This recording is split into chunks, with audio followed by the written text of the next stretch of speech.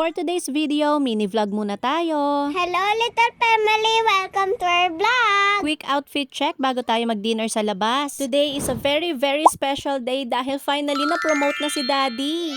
Last year pa namin to ina-anticipate pero ang tagal na namin tong pinagdarasal. To be honest, akala talaga namin last year mapopromote na si Daddy. Kasi nga, di ba pinanlaban siya ng company nila sa abroad. And maganda rin naman yung performance niya this past few years. Kaya lang, syempre, everything happens for a reason and only God knows what the perfect timing is for everything. And today is finally that day.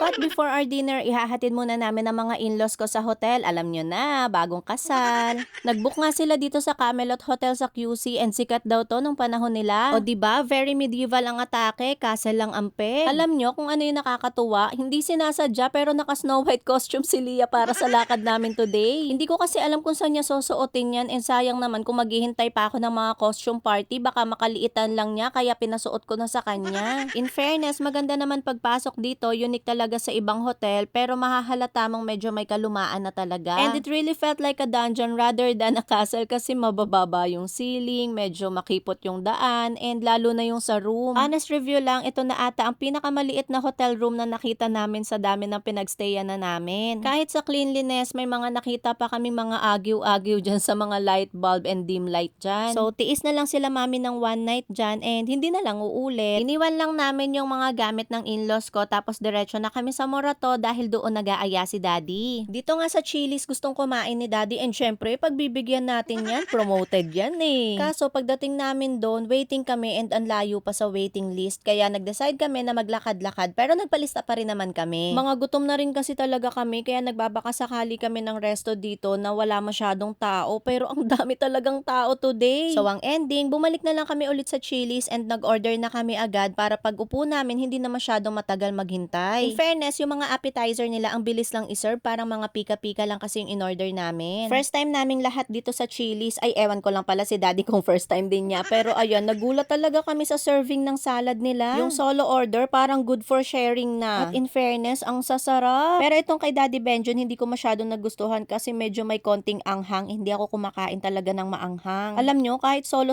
order kami, lahat talaga ng in-order namin tinikman ko. Hindi naman sa pagiging PG, pero ang dami kasi talagang serving, kaya kahit mag-share kayo, mahirapan pa rin kayong ubusin. Ito nga ang order ko na grilled chicken churva, wala siyang kasamang rice and buti na lang talaga nakalimutan kong umorder. Kung hindi ko talaga alam kung paano uubusin to. Fries pa lang kasi talaga nila, busog ka na. So ayan, after namin kumain, hinatid lang namin ulit si lolo't lola and umuwi na rin kami. Ito na kasi yung pinaka-treat ni Daddy Kirk para sa parents niya kasi naniniwala talaga siya na yung mga first sahod mo, mga blessings mo, dapat una mo yung sinishare sa parents mo para mas maging abundant pa, mas maging blessed ka pa. Kahit may family na tayo, wag nating kakalimutan ang parents natin kasi iba rin talaga ang pasok ng blessing at gaan ng buhay kapag maayos tayo sa magulang. Kaya i-share nyo na tong video na to para makabawi na rin ako ng bonggang-bongga sa parents ko. Charot.